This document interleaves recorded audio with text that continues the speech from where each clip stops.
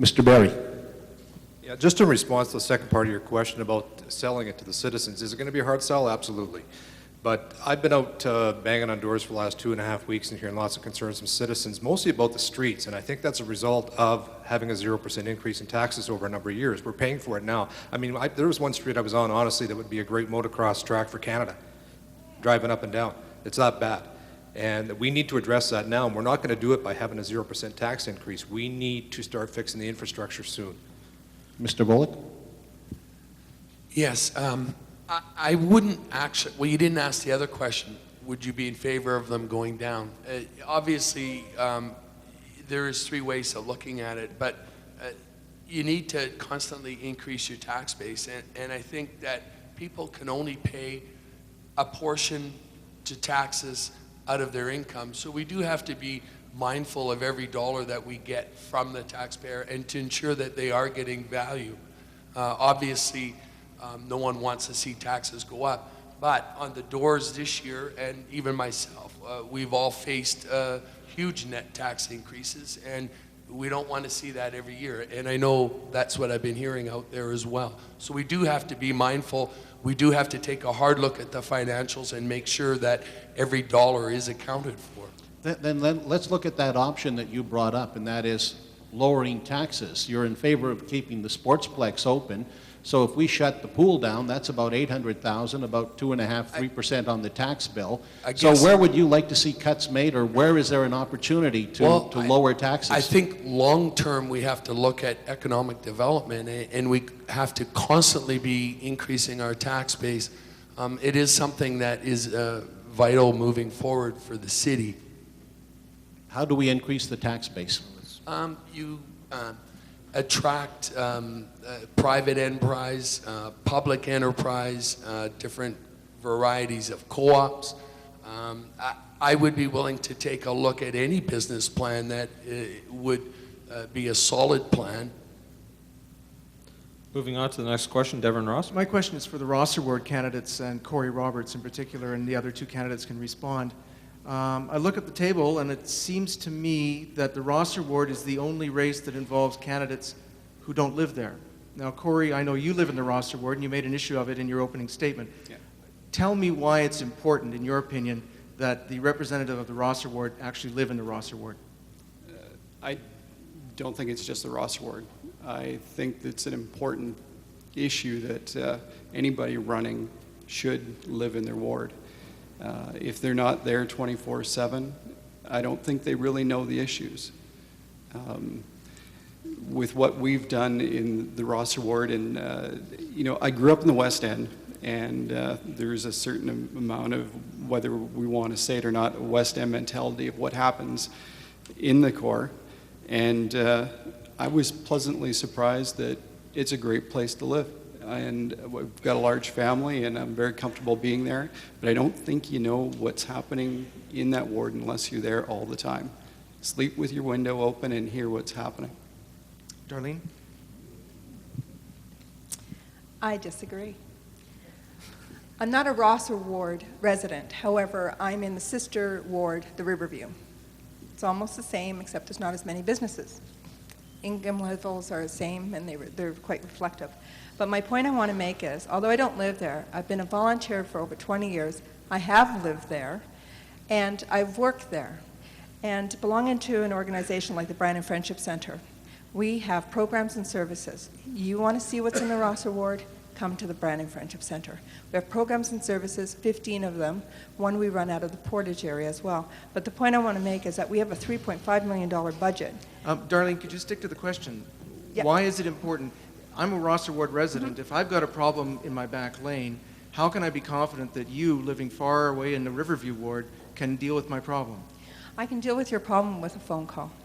Although, we have technology. You pick up the phone, you call me, there's an issue in the Rosser Ward, whatever. And I frequent the Rosser Ward quite frequently. I'm there almost every day. I travel through there to get to work. And I'm aware of the things that are going on down there through the communities that the committees that I participate in and the services that we provide. You can't get away from that. You can't. Keith? Sorry. No, I might not sleep in the Rosser Ward, but I'm there every day. My shop's down there. I leave work at 4:30. I'm down there. I'm there until the sun sets, which is 4:30 at some time of the year. But I'm there until late. I'm there weekends. I'm there evenings. I volunteer in the BNRC and Renaissance Brandon. I'm aware with the programs that are going on. I'm a runner. I bike. I'm always running and biking through the Ross Ward. I see things that are happening, and if you have an issue, you can call me, and I'll be aware of where you are and what's going on. Errol, you wanted to add something to this? Well, I was just going to say, I mean, my experience on council has been that if people can't get hold of me, I happen to be away on vacation or something, they'll phone one of the other councillors and get their problem addressed that way. I reciprocate. If I'm here and say the councillor for Rosser Ward is not, an issue arises, they might phone me. We'll do it. I mean, it's called cooperation.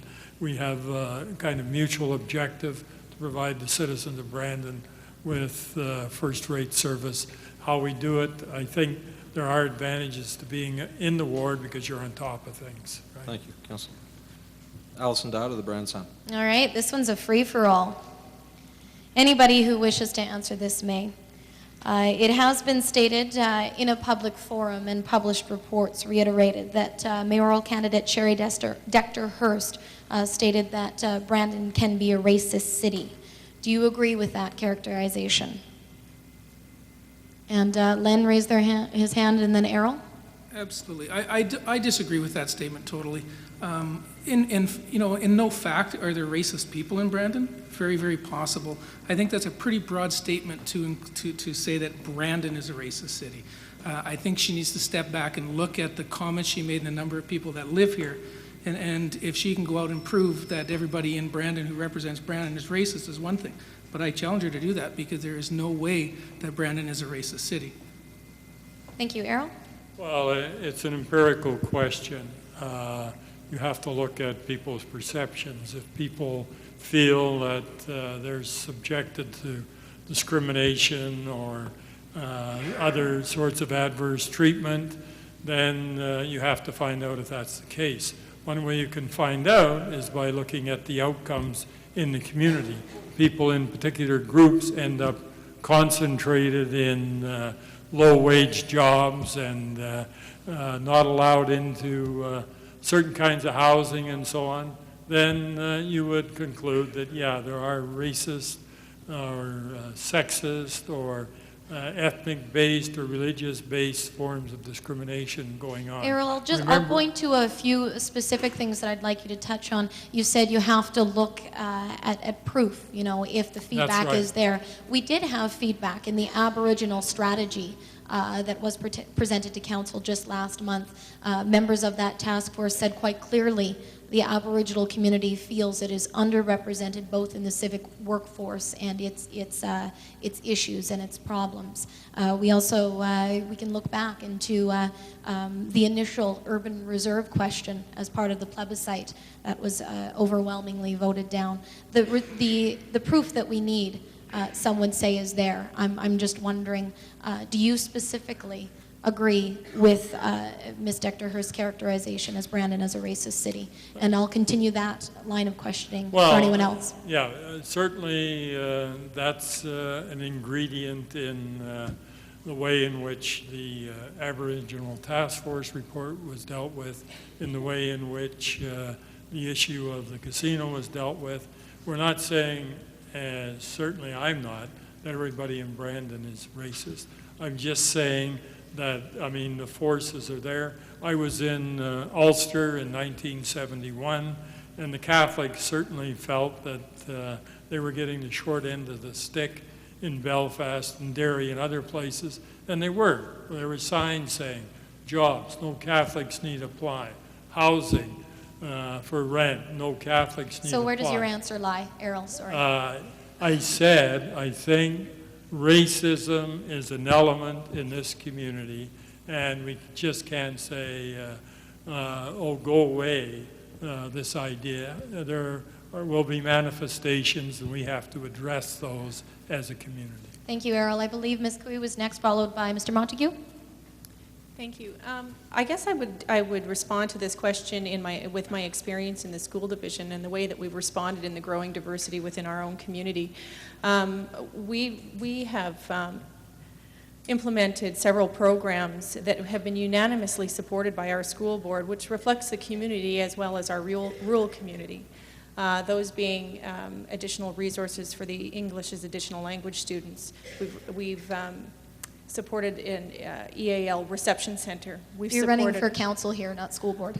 I know, but I'm asking you, in my experience, whether or not my experience has been, if Brandon has been a racist city. I can tell you through that experience that we have, as a board, supported those initiatives, and I have not received one piece of negative feedback on that. Thank you. Mr. Montague?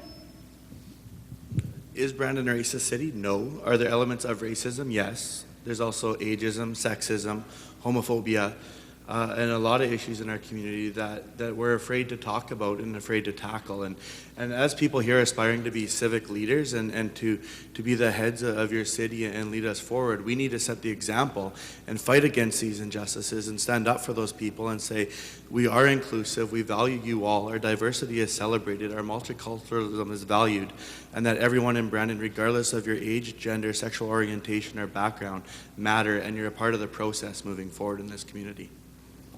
If anybody else doesn't have a comment, I guess we'll move on.